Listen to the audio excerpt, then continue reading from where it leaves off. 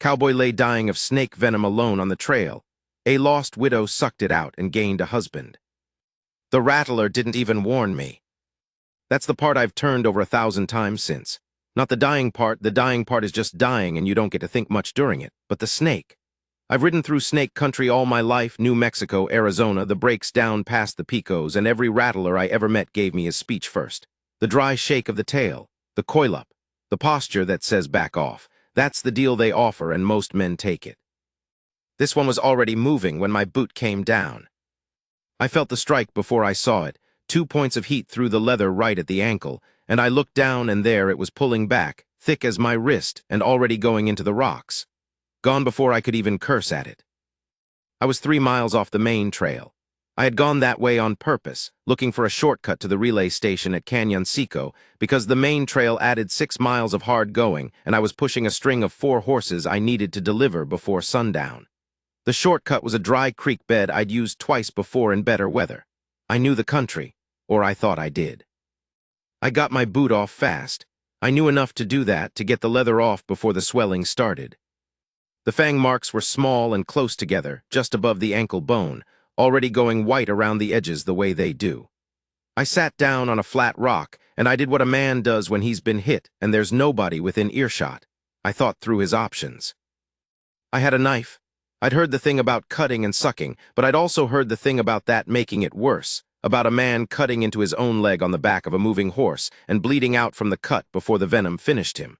I had no tourniquet. I had water in a canteen, 1 canteen, maybe a third full. I had a bedroll tied behind the saddle and a Winchester in the scabbard and 4 horses who were starting to pick up on something wrong, starting to shift and blow and watch me with their ears back. The leg was already hot, not the ankle, the whole leg, a deep heat, not the surface kind you get in the sun, the kind that starts in the bone.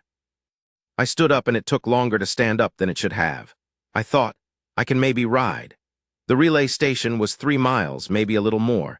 If I could get up on one of the horses and stay up, if the dizziness I was already starting to feel didn't pull me off, I could maybe make it. I got my foot in the stirrup and got up. I'll give myself that. I got up on the first try. Then I made the mistake that men make. I pushed.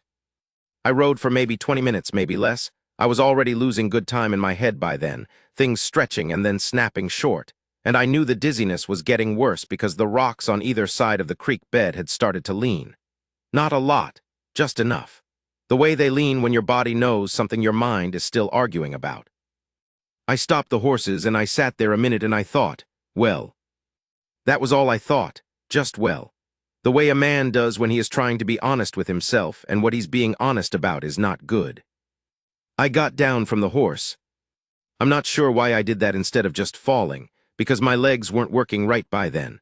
But I got down and I sat against the rock wall of the creek bed, and I tied the horse's lead to an ocotillo stalk near the water, and I pulled my rifle out of the scabbard.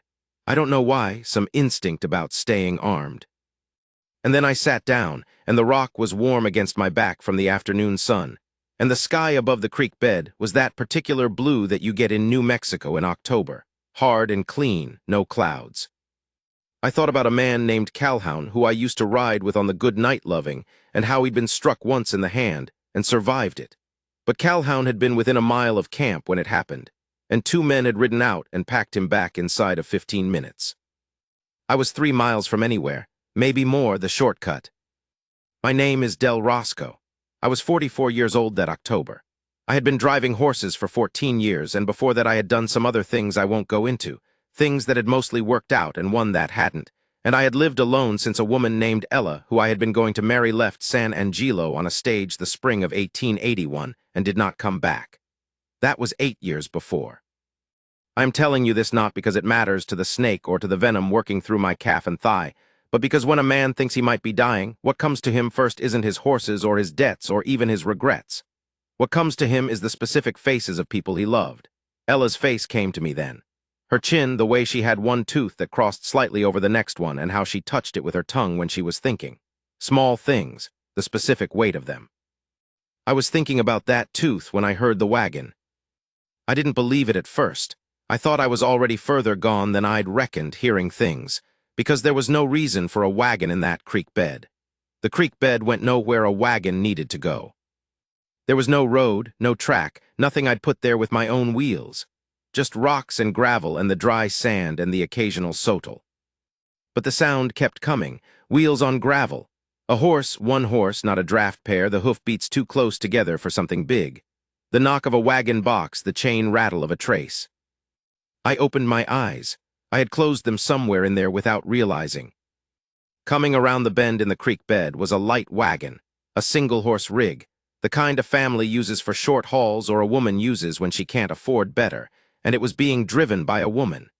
She had brown hair pinned up under a hat that was losing the argument with the wind. She was wearing a dark dress that had been good once and a canvas coat over it. She was watching the ground in front of her horse, the way a person does when they don't know exactly where they're going and are trying to figure it out 1 yard at a time. She came around the bend and her horse saw my horses first and shied. She checked him, and I noticed that, how she checked him, no pulling, just steady hands and a word I couldn't hear, and then she saw me sitting against the wall. She pulled up. We looked at each other. "Are you ill?" she said. "Snake bite," I said, or I said something. I was having some trouble with my tongue by then.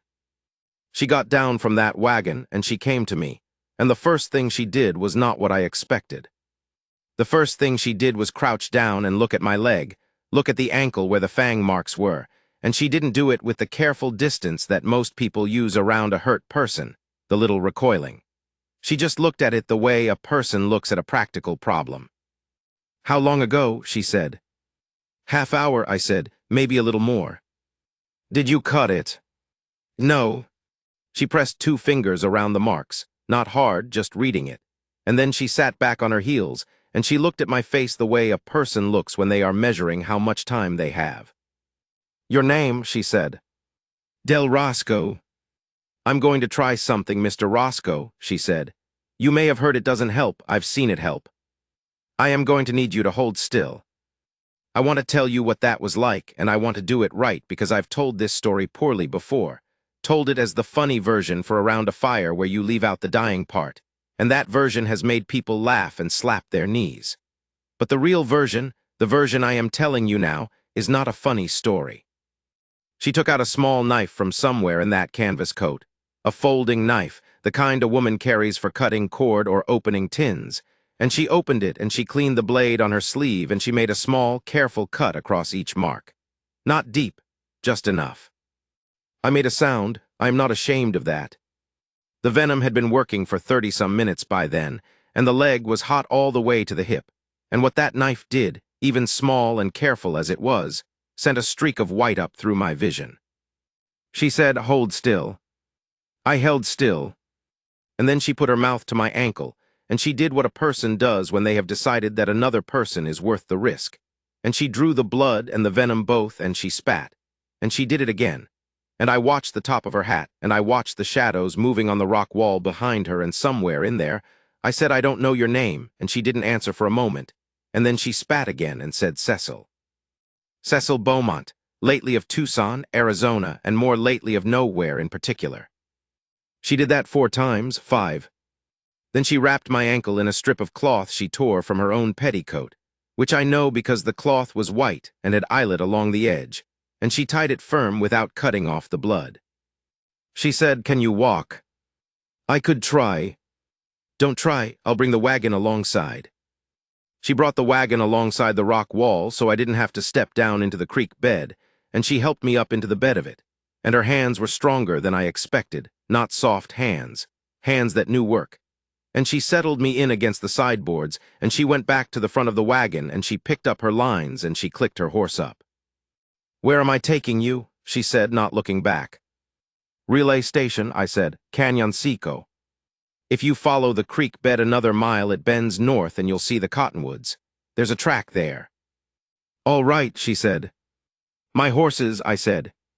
She stopped the wagon and got down again without a word and walked back to where the 4 horses were tied to the ocotillo, and she untied them and brought the lead rope up and tied it to the back of the wagon. She was careful with them, not rushed. She made sure they were going to follow right. Then she got back up and moved the wagon out. I lay in the back of that wagon, and I looked up at the October sky, and I thought about the particular way certain things happen. The way a life that has been running one direction can just quietly stop and face another direction without you doing anything to deserve it, without the story making any special announcement about what's changing. I passed out somewhere in there. When I came back, I was inside the relay station, on a cot, and there was lamplight because it was dusk or past it. And the relay keeper, a man named Hobart who I had dealt horses with twice before, was standing over me looking relieved in the careful way men look relieved when they were afraid they were going to have to deal with a body. "Woman brought you in," he said. "I know," I said. "That venom's still in you, but you've got a fighting chance," he said. "She says she got most of it." "Where is she?" I said. "Out with the horses," he said. I should have stayed on that cot. Hobart told me to stay on that cot. But I needed to stand up, and I stood up, and the room made one full rotation and then settled, and I went to the door. She was at the fence line, running her hand along the neck of my lead mare. The mare was accepting it, which meant something because that mare was particular. The sun was just gone, the sky still holding some color at the rim, and the horses were dark shapes against the last of it. I stood in the doorway, and I watched her with my horse. She heard the door and looked back at me. "You should be lying down," she said. "I needed to ask you something."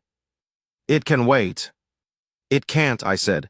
"Where were you going in the creek bed?" She was quiet for a moment. She turned back to the mare and ran her thumb along the mare's nose. "I was lost," she said. "Lost looking for what?" Another pause. "I'm not sure anymore," she said. "I left Tucson 6 weeks ago. I was going to Albuquerque. I had a cousin there, or thought I did, someone I'd written. I got a letter back that he'd died in August." She paused again. "I kept going anyway. I'm not sure why. I think I just didn't want to turn around." "Are you alone?" I said. "I am." I stood there in the doorway with the venom still burning in my leg, and I said, "My name is Del Roscoe, and I've been driving horses through this country for 14 years, and I know it. If you need a direction, I can give you one. And if you don't know what direction you want yet, you can stay put here for a few days while I get back on my feet, and I'll ask you again then." She looked at me over the back of the mare. "Why would you do that?" she said. I didn't have a grand answer. I said, "Because you pulled the venom out with your own mouth and I didn't even know your name." She looked at me a little longer, then she went back to the mare. "I'll stay a few days," she said.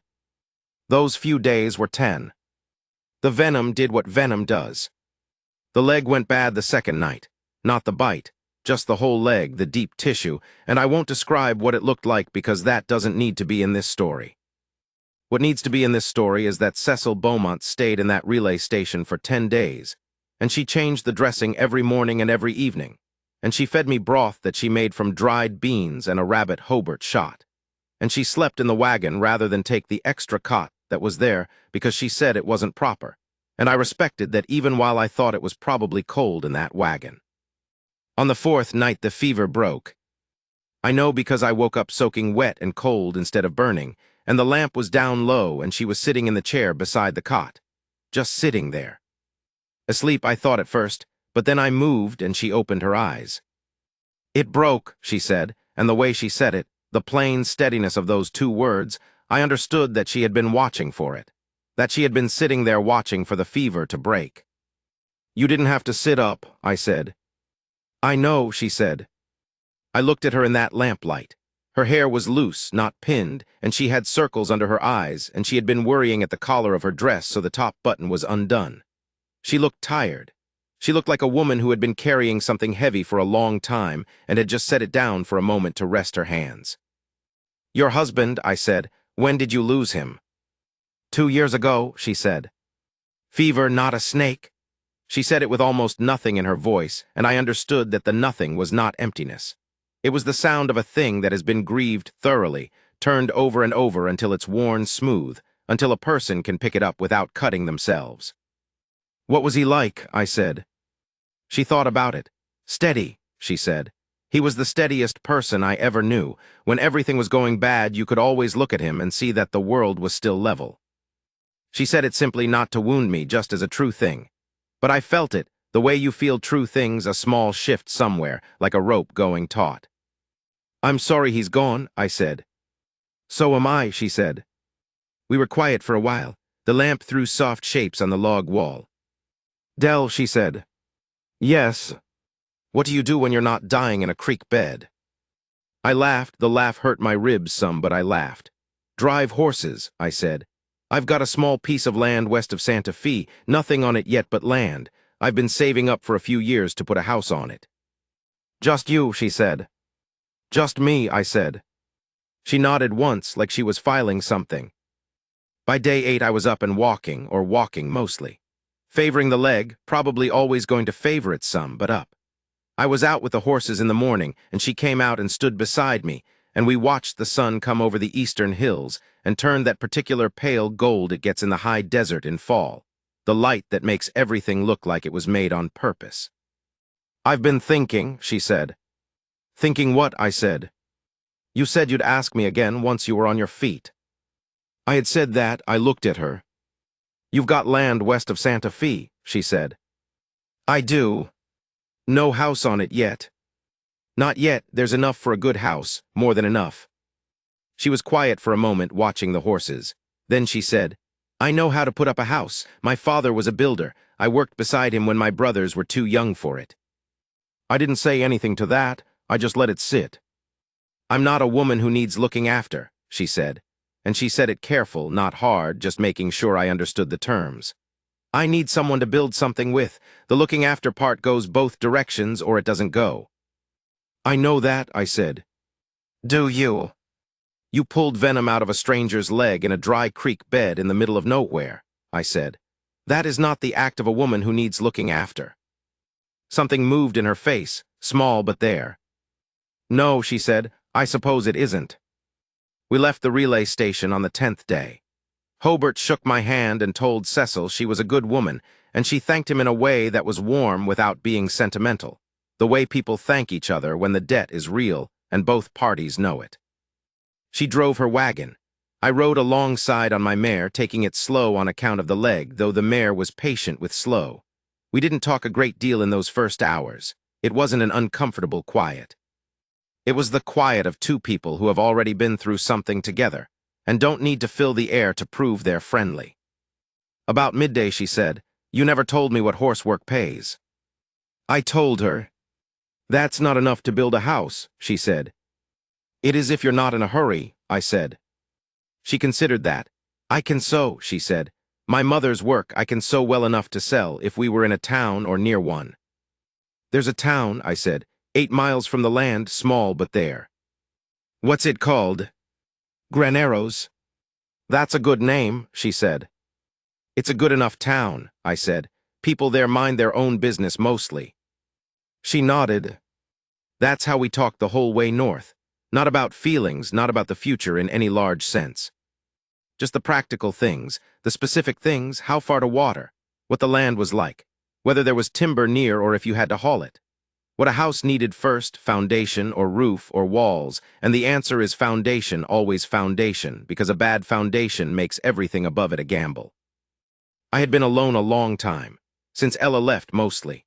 There had been other women in other towns, the way there are, nothing that lasted, nothing I'd built anything on.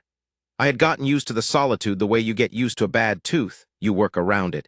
You stop noticing it most of the time, but then something knocks it, and you remember exactly where it is. Riding north through the high desert with Cecil Beaumont's wagon alongside mine, the shadows going long in the afternoon, I noticed something. Not an absence. The presence of something, the specific small weight of it, like a lamp turned up just enough that you can see the room. On the second night we made camp in a hollow with good grass for the horses, and I built a fire, and she made coffee from the supplies she had in the wagon, and we sat across from each other in the firelight, and she told me about her father's building, the way he had taught her to read a foundation line with a string and a level, and I told her about my piece of land, the particular way a red mesa stood to the east of it. How in winter the light hit it at a certain hour, and made it glow like something poured rather than carved. I'd like to see that, she said. You will, I said.